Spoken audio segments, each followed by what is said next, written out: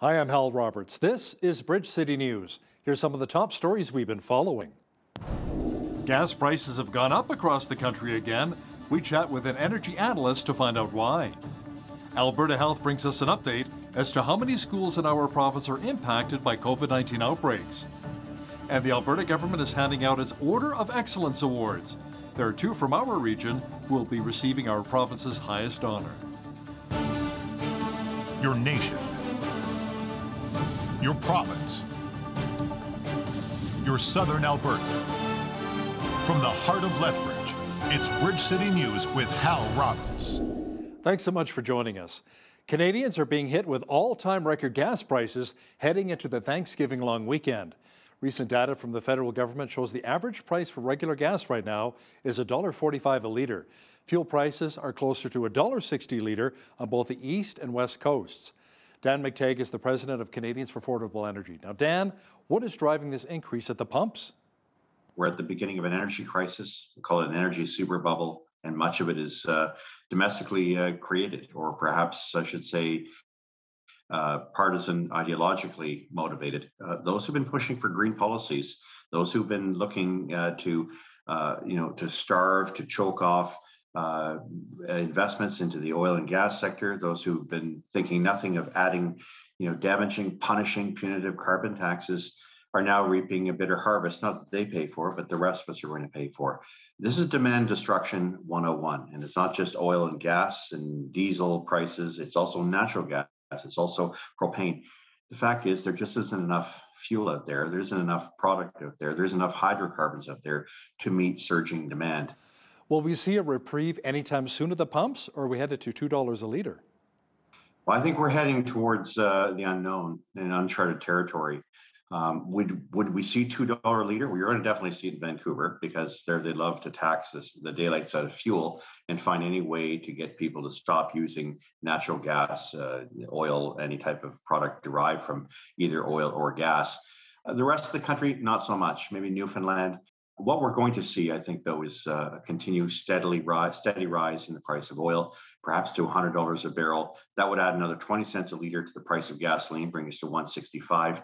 And then, of course, the federal government, along with its allies in Parliament, most parties who've voted for a carbon tax of some form, are going to help themselves on December 1st, 2022, to what we see in the BC, and that's called a low-carbon fuel standard. The clean fuel standard brings with it a 16 cent a litre increase. That's using today's carbon markets. It could be much higher, and 16 cents for gasoline, 19 cents for diesel. Will we get to $2 a litre here in Alberta? I don't think so. But $1.75, it's a no-brainer. That was Dan McTague, president of Canadians for Affordable Energy. Federal NDP leader Jagmeet Singh slammed Prime Minister Justin Trudeau over his recent trip to Tofino, BC during National Truth and Reconciliation Day. Singh agreed with many other Canadians who said the day should have been spent honouring Indigenous survivors of Canada's residential school system instead of going on a holiday. On the first ever day to recognize Truth and Reconciliation nationally, that the Prime Minister of the country on the first ever day would go and choose that day to take a vacation. And if we put aside, taking a shot at that in a partisan sense, what message does that send to Indigenous people who are hopeful that there would be a day where the country would reflect and take some time to reflect on what it meant to them, what it means to us as Canadians, what does it mean for our country that this is a real life legacy that is ongoing, that people are dealing with, the trauma that people are dealing with. To see the Prime Minister then to be so careless with his actions on a day that was that important really hurt a lot of people. Alberta Premier Jason Kenney says business owners who participate in the Restriction Exemptions program will now be able to tap into an extra $2,000 in support. Kenney says it will be a one-time payment. This funding is designed to help offset the costs of implementing the Restrictions Exemption program, but eligible businesses will be able to use this funding flexibly in the way that they see fit. There will also be an additional $1 million available for training to support the safety of workers when implementing Alberta's Restriction Exemption program. And we'll be building on the ProServe program that has long existed to help licensed hospitality businesses. Alberta Health says more than 750 COVID-19 alerts have been reported in schools around the province. More than 50 are listed as having outbreaks. They include 189 schools in the Edmonton Health Zone. There are 179 schools on alert with up to 9 cases and 10 schools with outbreaks that have more than 10 cases. On Tuesday, the province said it would resume reporting school cases, and next week, school districts will begin contacting parents if their child is exposed to COVID-19. Health officials will resume contact tracing for schools beginning next month. The HS announced today that due to a lack of a physician, the Milk River Health Centre Emergency Department will be closed temporarily. It'll be shut down from Friday till 8 a.m. on Tuesday. Health officials say nursing staff will remain on site providing care for inpatients. Patients are asked to call 911 if they have a medical emergency, and EMS calls will be rerouted to Chinook Regional Hospital here in Lethbridge. A man who left a big mark on Lethbridge, the late Cor Van Ray, will be one of 8 Albertans to receive the province's highest honour, the Alberta Order of Excellence Award. Van Ray is one of 8 Albertans to receive the honour. Another is Lena Heavy Shields Russell of the Blood Reserve. Heavy Shields Russell created Alberta's Blackfoot curriculum, safeguarding the language and culture to pass on to future generations. Van Ray, who died in July of this year at the age of 85, strengthened both agriculture and agribusiness throughout Western Canada. His generosity also helped to build the Cor Van Ray YMCA here in Lethbridge. The new additions will bring the total membership of the Alberta Order of Excellence to 197. Lethbridge police have taken out another drug dealer in our city. This one occurred on Monday when police got a call about a driver who crashed his vehicle into a large tree and then took off on foot. Police discovered a shotgun, $3,300 in cash, meth, crack cocaine, and fentanyl in the suspect's vehicle. Police later arrested 57-year-old Gregory Stephen Johnson. He faces a number of charges, including unauthorized possession of a firearm, unauthorized possession of a firearm in a vehicle, and possession of a controlled substance. Johnston remains in custody and will make his first court appearance on Friday. York Regional Police have charged a medicine-at physician in connection with sexual assaults dating back to the late 1980s. 59-year-old Ian Gebhardt has been charged following an investigation by police that started in January of 2021 when a male victim came forward to report he had been sexually assaulted as a young child in 1988 and 1989. A second victim was also located, who was also allegedly sexually assaulted by Gebhardt during the same time period. On October 5th, Gebhardt was taken into custody in York Region, just north of Toronto. He was known to work for volunteer organizations with kids back in the 1980s. Since 2007, Gebhardt has been working as a doctor in Medicine-Hat, Alberta. Now, if you live in Lethbridge, you're in for a very spooky new activity. A local resident has decided to create self-guided haunted tours of areas around our city and other parts of southern Alberta. As Micah Quinn explains now, there are a multitude of different locations for the spooktacular tours. Belinda Croson has been collecting spooky ghost stories for the past 15 to 20 years, and she says this is the first year she's offering the self-guided tours. Almost 200 pages of collected ghost stories of southern Alberta. You will not get them all in this collection, but they're some of my favorites. Some I've never written down and shared before, so I hope people will have the opportunity. It's $10 if you want the Lethbridge tour, $10 if you want just the Southern Alberta tour, or for $15 both. And if you just e-transfer to mcroson@telus.net and tell me which tour or tours you want and your email, we'll send you off the PDF of the tours and go have fun. Last year there was some group that I have no idea who they were that were putting it together, and all they were doing was basically cutting and pasting old media interviews, most of the ones which I had done. And I'm sorry, it was not a very good tour. So I decided, why not do a better one for families? People are looking for something to do. Croson says a portion of the proceeds for the tours will go towards supporting the Lethbridge Historical Society. There are 15 sites within Lethbridge that you can go and see, and there are 18 sites within a few different communities in southern Alberta. You may not get to all the southern Alberta sites in one trip. You might have to take a few. Croson says it's up to you to decide if ghosts are real or not. But activities like this are meant to provide a fun time for the whole family. And the beautiful thing about this is you fit it into your own family time. You can do it as you want, however you want. You can visit Lethbridge Haunted Tours on Facebook for more information. For Bridge City News, I'm Micah Quinn. Robin Walker is another Lethbridge resident who's decided to throw his hat in the ring for a spot on Lethbridge City Council. Walker has lived in our city for 35 years and has an accounting degree from the University of Lethbridge. He currently works in real estate appraisal and drives part-time for a taxi company. Walker says he will be focusing on 3 main platforms of accountability and transparency, cultivating community, and maintaining fiscal responsibility. He says there are a few issues plaguing Lethbridge that need to be addressed.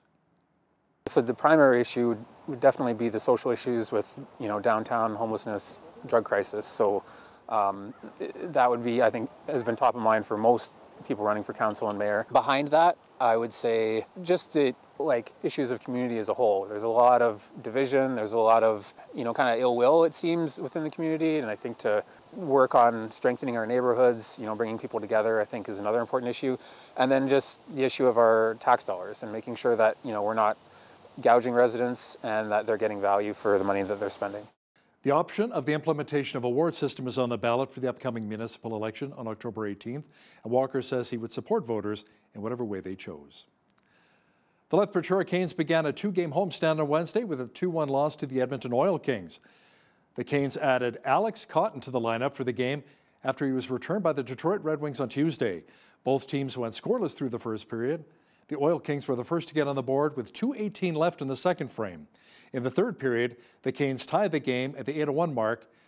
Yegor Klevdaev snuck a wrist shot by Cova for his third of the season to make it 1-1.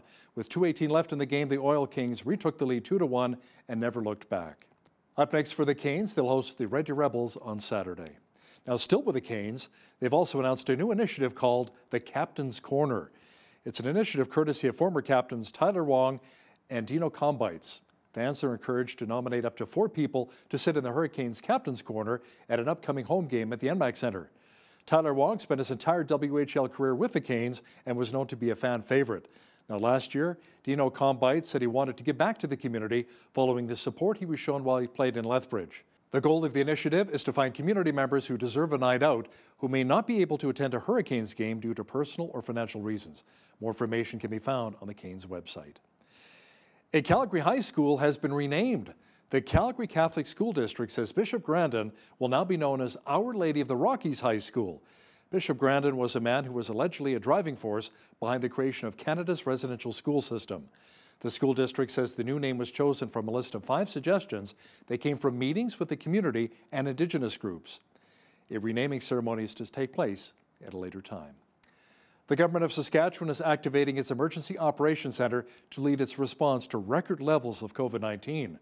Premier Scott Moe says the move will better coordinate the pandemic response between government ministries and staff. He says it will provide administrative support so healthcare workers can focus on treating patients. On Wednesday, the province reported 356 people in hospital with COVID-19, including 76 in intensive care. The pressure on our healthcare system is being caused by the current wave of COVID-19 cases is a significant healthcare challenge. But it's also a major organizational challenge, ensuring that we have the right people, the right equipment and resources in the right place at the right time. We have a lot of people and resources available across all of government to respond to this challenge. Not necessarily in the direct provision of health services, but in providing organizational supports and filling administrative roles, for example, so that our physicians, our nurses, our other healthcare professionals can focus on caring for their patients. 6 people have died during a COVID-19 outbreak at a Saskatchewan care home in a small town located southeast of Humboldt. The Saskatchewan Health Authority says 1 case was identified on September 4th at Quill Plains Lodge in Watson. An outbreak was declared a few days later, and the facility was placed on Level 3 restrictions. That only allowed visitors for end-of-life reasons. A total of 41 residents and staff tested positive for the virus during the outbreak. The Manitoba Nurses Union has reached a tentative contract agreement with the province more than 4 years after the last deal expired. The union says it offers nurses wage increases totaling 9.6% over 7 years before compounding. The union's 12,000 members will vote on the tentative agreement online. Pharmaceutical company Pfizer is now asking the U.S. government to allow use of its COVID-19 vaccine for kids aged 5 to 11. If regulators agree, shots could begin within a matter of weeks. Pfizer had announced that a lower dose worked and appeared safe in a recent study. I was kind of nervous at first. Like any shot, basically. But after about 2 days, the pain just went away. I had breast cancer 4 years ago, and I know that clinical trials saved my life. I'm very proud of him, and he knows my history, and he went through that with me. We do want to make sure that it is absolutely safe for them, but I will be overjoyed when it happens. It makes me very happy that I'm helping other kids get the vaccine. Honestly, if I had to get the shot again, I would. Honestly, I would. Pfizer Canada says it is preparing to ask Health Canada to authorize its COVID-19 vaccine for children as young as 5 by mid-October. Authorities in Texas say a student opened fire inside of a Dallas area high school during a fight. The shooter injured 4 people before he fled. Please lift those folks up in your prayers. Some of those are already in surgery, so be thinking about those.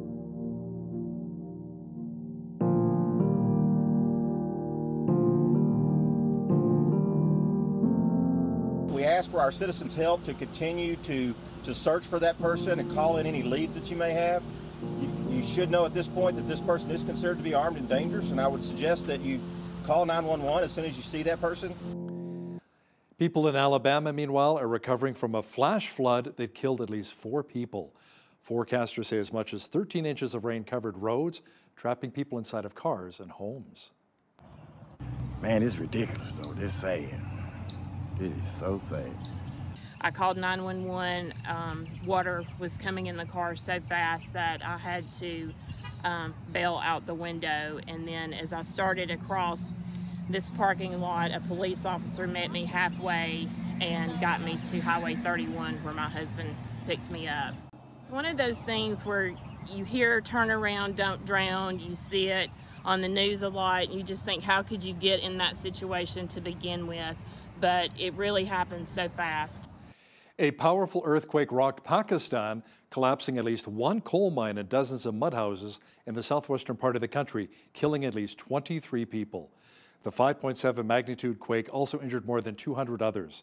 Pakistan's military was deployed to the earthquake area to airlift dozens of injured from mountain peaks. Search and rescue teams are going through the mountains looking for more survivors. Doctors continue to treat patients outside of a hospital as a 4.6 magnitude aftershocks rocked into the early morning hours. When it comes to having a successful marriage, many people would agree that communication and having Christ as the foundation are keys. Marriage coach Brent Taylor, who wrote the book His and Hers Greatest Needs, says putting each other first is also very important. So if I can help husband and wife understand each other and they can start giving, expecting nothing in return, and I say, husbands, when you treat your wife right, she blossoms. Can you imagine if husbands and wives started putting the other one first? Because the true definition of love is self-giving, not self-seeking. Love is me last and you first.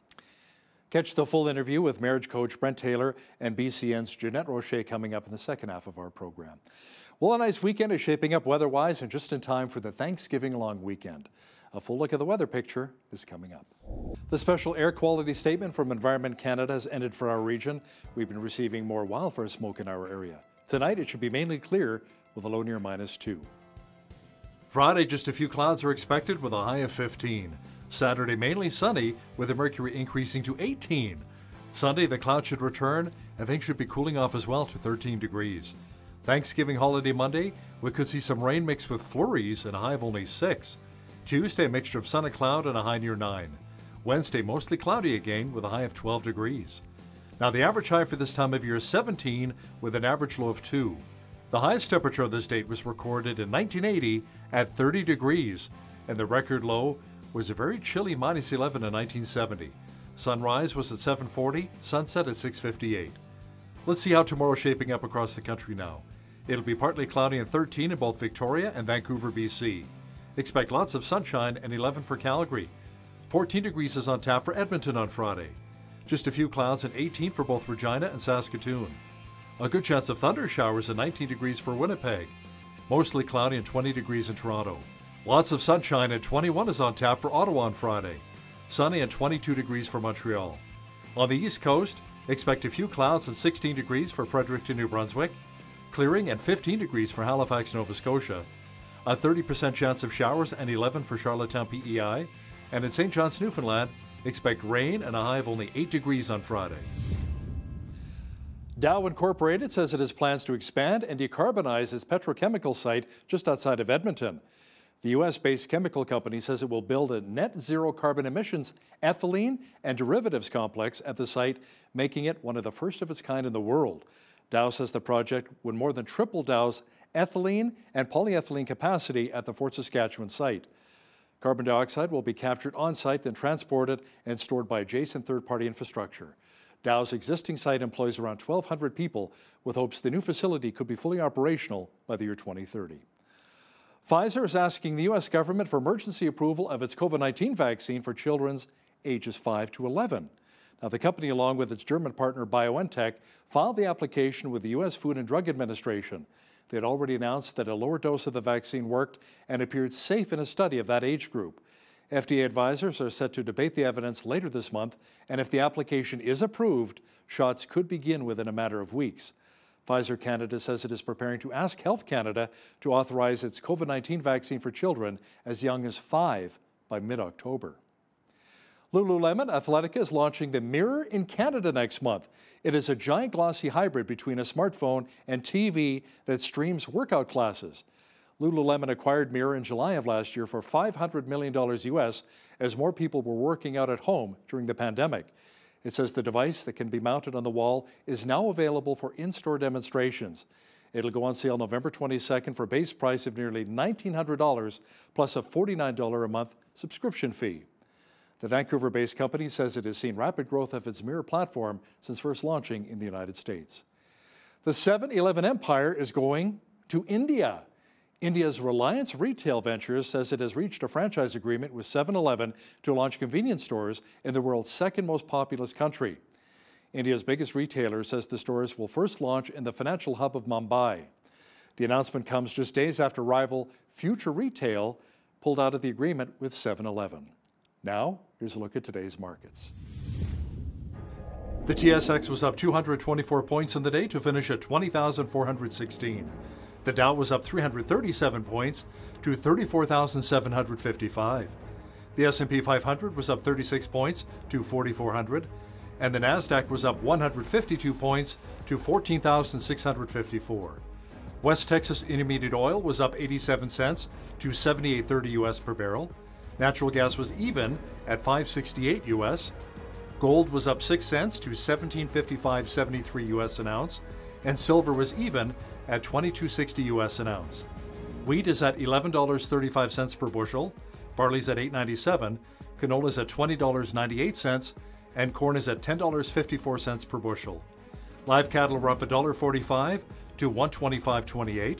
Feeder cattle were up $3.55 to $160.35, and lean hogs were up 23 cents to $89.85. The Canadian dollar was down slightly over the past 24 hours to 79.66 US.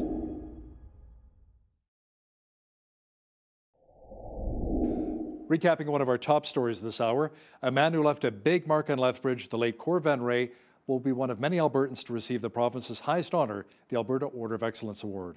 Van Ray is one of 8 Albertans to receive this award. Another is Lena Heavy Shields Russell of the Blood Reserve. Heavy Shields Russell created Alberta's Blackfoot curriculum, safeguarding the language and culture to pass on to future generations. Van Ray, who died in July of this year at the age of 85, strengthened both agriculture and agribusiness throughout Western Canada. When it comes to having a very successful marriage, many people would agree that communication is key, as is having a foundation in Christ.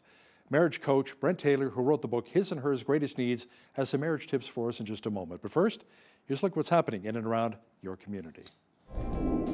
Here's today's Bridge City News Community Calendar. Covenant Foundation proudly presents the Harvest Moonball Silent Auction in honor of Cor Van Ray, beginning October 12th to the 26th. Covenant Foundation partners with the community to transform healthcare and create vibrant communities of health and healing at Covenant Health, Covenant Care, and Covenant Living facilities. All proceeds raised will benefit Covenant Health's St. Michael's Health Center and St. Therese Villa.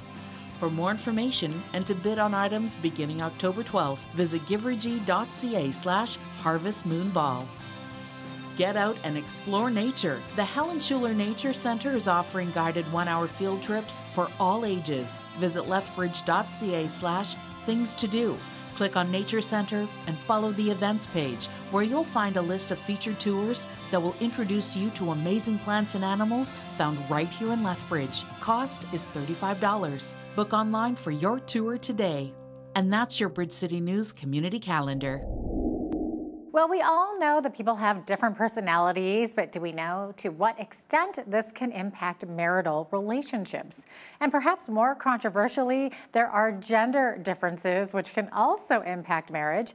Joining us to discuss this is Brent Taylor. He is a Lethbridge marriage coach and the author of His, Hers, Greatest Need. Of course, his and hers with a Z or a Z, which is an interesting way to spell that. Brent, welcome to Bridge City News.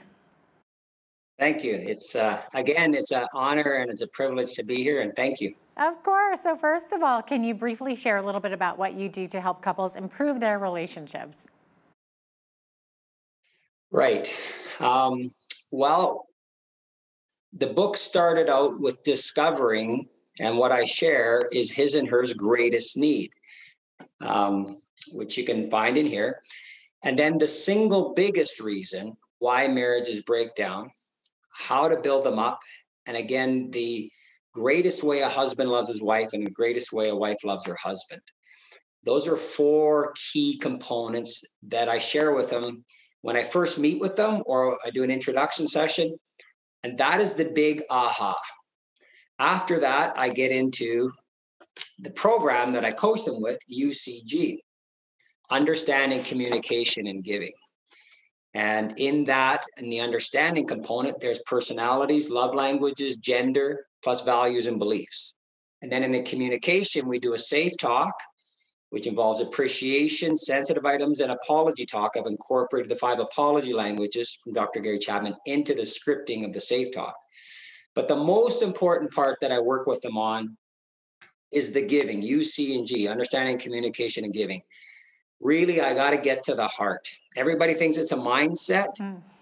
And yes, that's true, but it's really a heart set and it boils down to our motive. So that's the biggest area that I get to because most people don't realize how selfish we are. Oh, gosh. Yeah, true.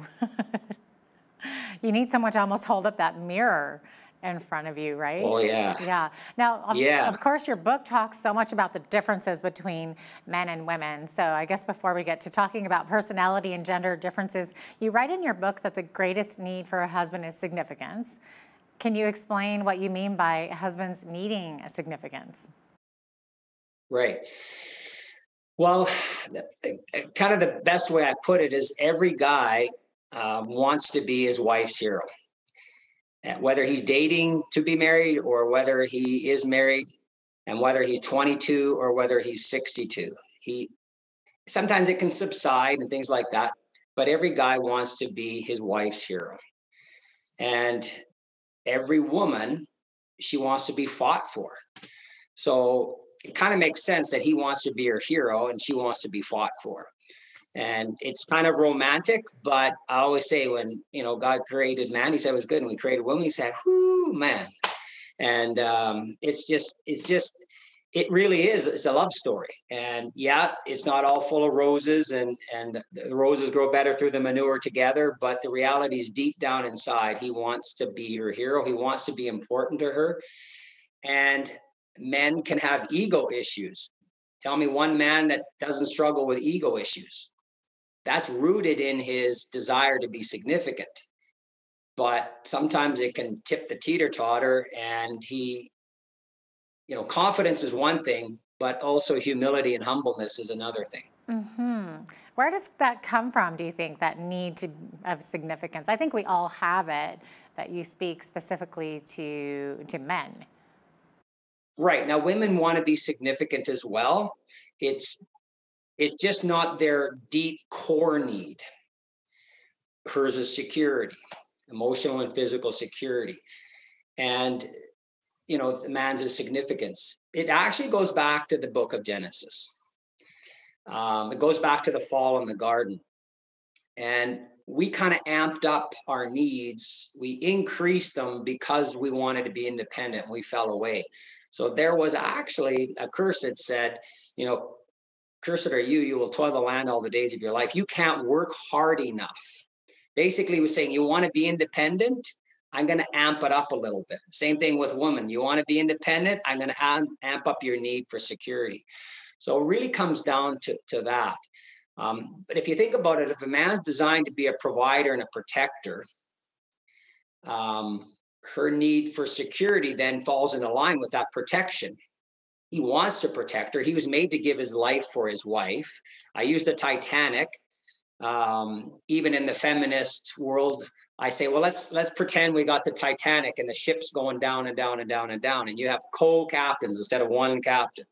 So you got man and woman, and everybody's jumping on lifeboats, and there's only one lifeboat left and room for one more person. Man's looking at woman, and who do you think is going to say, you take the last spot on the last lifeboat? It better be the man. Mm-hmm. And who do you think is going to accept the offer? the woman. And who do you think is going to have some tears going down her face for how much he loved her because he gave his life for his wife? And so, so that's really the litmus test, that he wants to be her protector, her provider. He wants to fight for her, and she wants to be fought for. So it makes, sense that he would want to be her hero, which ties into being significant. Yes, she wants to be significant too, but it's not as deep a core need. Yeah, that's interesting. Now, of course, there are those who would argue that men and women are the same, that there's no real difference. But you, of course, would say that there really are differences in the way our brains are hardwired. Can you explain some of these gender differences? Well, generally speaking, and it happens biologically at birth or at a very, very young age, boys and girls are wired basically the same. But at a very young age, we're talking weeks old, or even, I don't know if it's might be in the womb, but I think it's after, testosterone hits the brain of a little boy. Massive amounts of testosterone hit a little boy. But in the early stages, they're generally the same. The communication, the verbal interaction, when you're changing their diapers and you're smiling and goo goo gaga over your children, and there's a connection. But because of the testosterone that hits the male brain, it decreases his connection of that verbal, relational, emotional connection, and it increases his tendency for action and aggression. If he's going to be a provider, if he's going to sacrifice his life, then he has to be willing to put himself at the front end of the battle lines to protect his wife and children. That testosterone is necessary. And here's proof. Lots of ladies think, well, my husband just wants me for sex, or they feel used. Well, actually, man was designed to love his wife. A lot of people think God gave man, woman to be his helpmate. Yes, there's merit there, but largely God is a giver of love, and man was made to give his wife love. And he just happens, because of the testosterone, he happens to love physically. Women tend to connect emotionally first before the physical kicks in. They want to trust. They want to feel secure. They want to know things are looked after. They want to know that she can give herself to him. But men come alive physically first, then the emotional, and then women are kind of the opposite. So I would say God's got a sense of humor because they're kind of missing each other here. So there's a hardwired difference between male and female. Another one is, I believe it's the right side of the brain. The little boy's brain is more wired for spatial, how objects move in space. How many women, you're trying to find a house, you're going to go visit some friends, and you think, well, my husband should just ask for directions. And he goes, no. They think, well, he's got ego issues.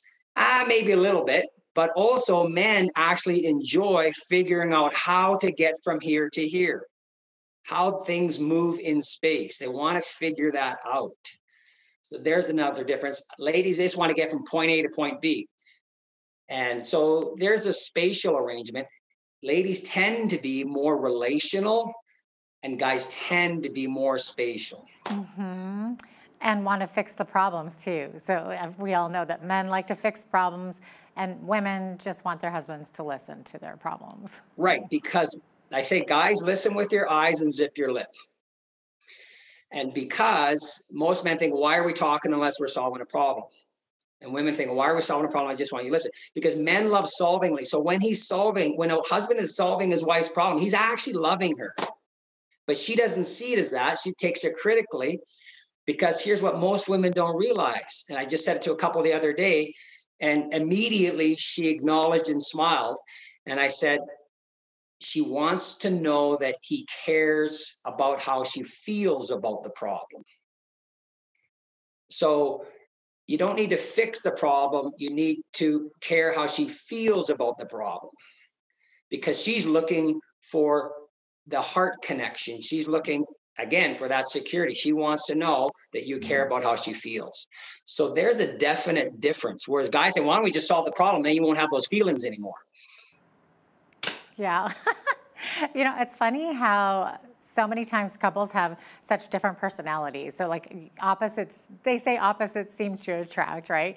But apparently the personality differences can cause some serious clashes. So is it important or worthwhile to take time to do a personality analysis in order to understand how we see the world as compared to our spouse?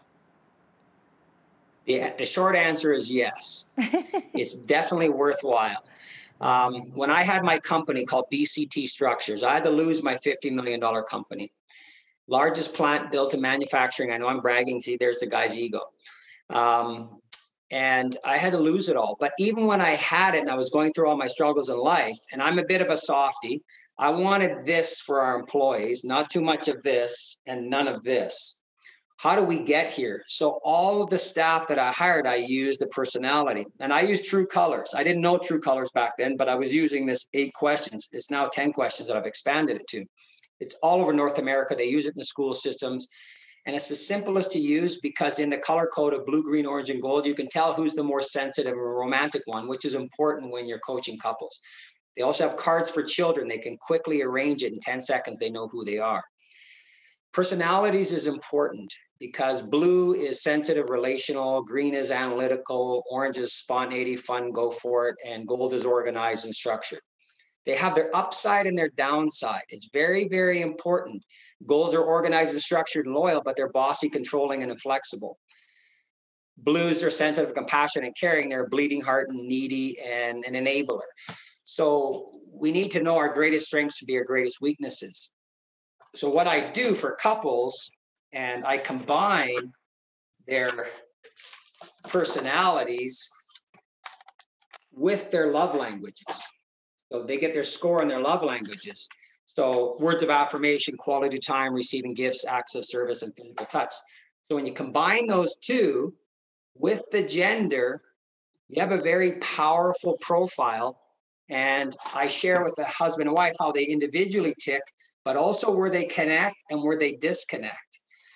When you can understand each other, you can go, oh, that's why they behave and think the way they do. They have a different set of lenses. We also get into upbringing. So our upbringing is a huge manifestation. So it is very wise to understand. Most people think they're going to get it through osmosis. Mm-hmm. No, you need to learn.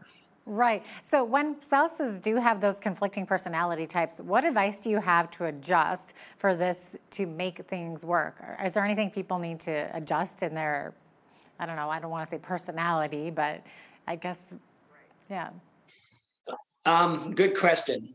The adjustment first comes from understanding. I think there's a huge wall that starts to come down when we understand the way each other thinks and feels and perspectives.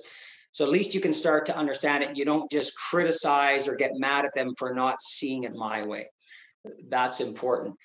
The other thing we do get to, which is huge, is because, as I shared with you before, when we cross our arms, that becomes the comfortable way.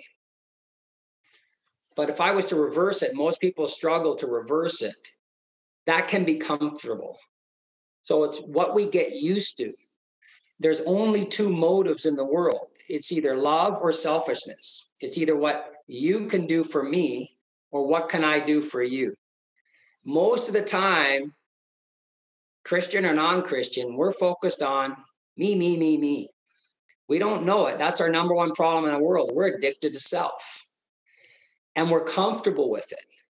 So we're habitually practiced at it. So I can get to the head and the heart, but if we don't get to the habit, so not only understanding, which helps, then helping them have a communication tool, which I call Safe Talk, but ultimately we need to start practicing giving. And here's the cool part. When we're giving, we're living. Why does it take a high river flood, a Fort McMurray fire, California fire, a Haiti, a Japan, and New Orleans. Why does it take a disaster for us to get off our selfish couches and go give, expecting nothing in return? Expecting nothing in return. So if I can help husband and wife understand each other and they can start giving, expecting nothing in return, and I say, husbands, when you treat your wife right, she blossoms. Can you imagine if husbands and wives started putting the other one first? Because the true definition of love is self-giving, not self-seeking. Love is me last and you first. Yeah, what a wonderful world it would be. That's why Jesus came to give his life. He wanted to show us that, not only save us, but show us that love is me last, not me. And when you start to put the other first, when you're giving, you come alive, and the gift is in the giving. So once we realize I was going in the wrong direction. Right. And the more I chase the me race, the more empty. Brent, thank you so much for being with us today and sharing your wisdom. We appreciate having you on again. Thank you. And I just want to have that little quote I shared before. I said, if we can put love back in the marriage, we can put love back in the world. There you go, right there. Brent Taylor is a Lethbridge marriage coach and the author of His, Hers, Greatest Need. COVID-19 has affected so many of us, physically, financially, spiritually, and mentally. But it has also had a major real impact on the world's poor. A number of Christian organizations are doing some great work to help people financially during difficult times, including through Microfinance. We're going to learn how this works in just a moment, and how you can get involved to make a difference as well. Joining us today to talk about this is Lance Wood. He's a business person and co-author of the book, $4.83, The Cost to Impact the Life of a Child for a Year, Maybe Forever. Welcome to Bridge City News, Lance. Thank you. I'm happy to be here, Hal. So how did you come up with that title? And that's quite the long title as well of a book, $4.83. It is a long title, but the point is the number, $4.83. The concept is that Christ-centered microfinance, which some of you may be familiar with, is the idea that you give a family an opportunity, a little loan to start a business or put them in a savings group where they begin to accumulate some wealth. And it's through that loan that they pull themselves out of poverty, both spiritual and material poverty. And when you pull the family out of poverty, they help their kids. And so in Christ-centered microfinance, it costs about $20 to help a family for a year, to get a little business and to help them out of poverty. And when you divide the 20 by the number of people in the family, average of 4, it works out to be $4.83 based on some financial statements that we reviewed of one of the organizations. Wow. Now, Lance, talking about giving money sometimes makes people a little uncomfortable. Why do you think the Bible mentions money or possessions more than 2,000 times? Because money impacts our hearts, right? I mean, what happens is the Bible talks about where your heart is, your treasure is also. And where your treasure is, your heart is also. And so the point is that the way we hold money, either tightly or with open hands, affects our relationship with Jesus. Now, can you give us a bit of a layman's idea of what you mean by microfinance? Yeah, again, it's the concept. I'll just give you an example. The way that it works is an organization goes to a little community and they don't know anybody. But they know that everybody knows everybody in the community, and they say, we're here to help. We're here to help you get a little business, and we don't know you, but we know that you know each other, so we're going to put you in groups of 5. And be careful who you allow into your group of 5, because you're going to cross-guarantee each other's loans. So if one person doesn't pay, the others have to pay. So what starts out as a business transaction creates this group of 5 because they pick carefully.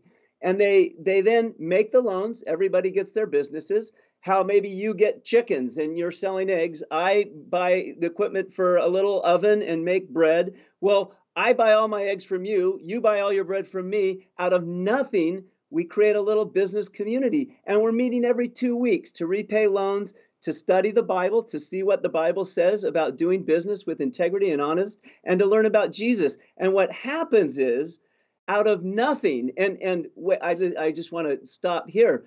The World Bank interviewed people in poverty, and they just asked them, what's going on? And they said, we feel humiliated, we feel isolated, we feel inferior, we feel ashamed, we feel disconnected, we feel hopeless, we have fear.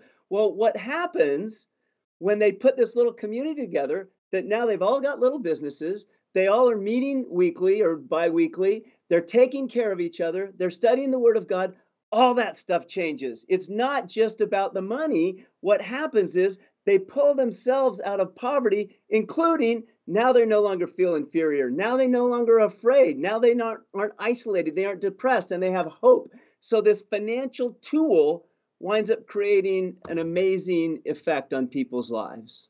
All that talk of chicken, now I'm kind of craving a little bit of fried chicken and maybe some fried eggs at the same time here. There now, you Lance, go. Your book delves into different ways the kids win through microfinance.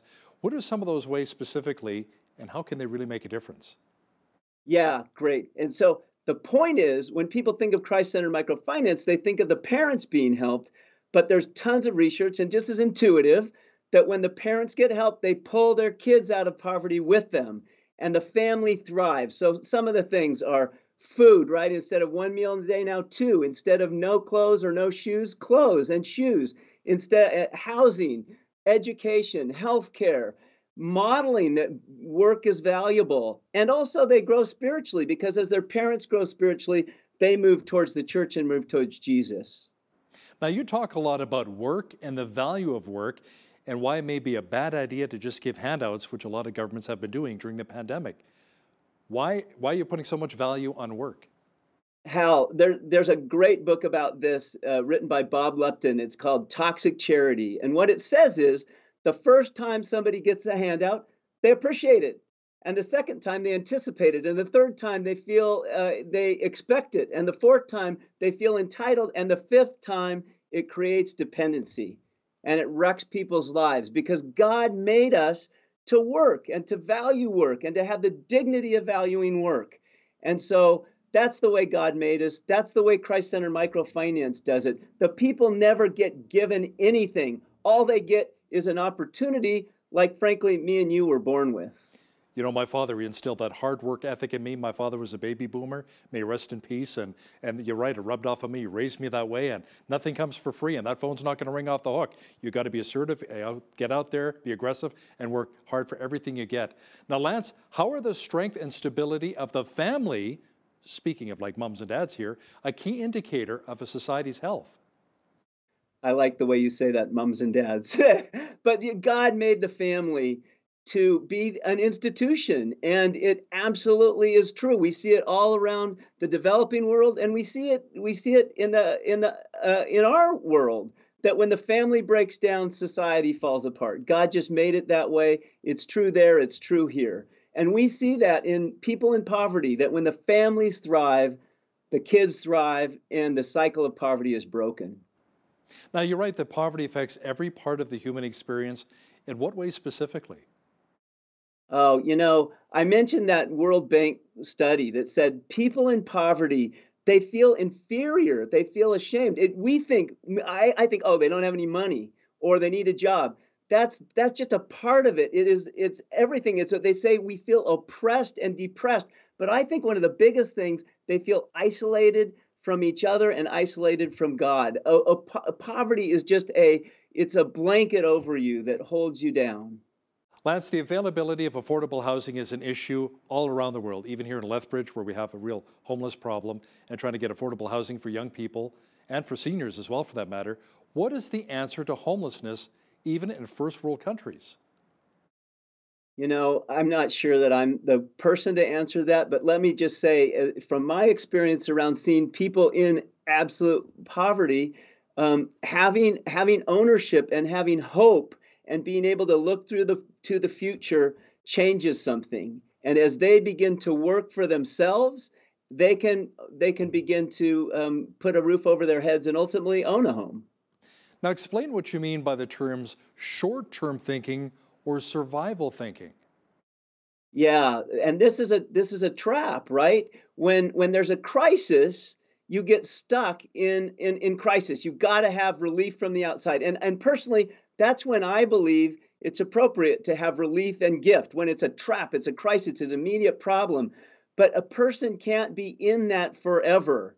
They have to have an avenue to begin to look forward and to begin to hope and to begin to move out of poverty. And again, that's what Christ-centered microfinance does. Another type of Christ-centered microfinance, I talked about a loan, but actually is a savings group where you cause people to come together and everybody just puts in 25 cents.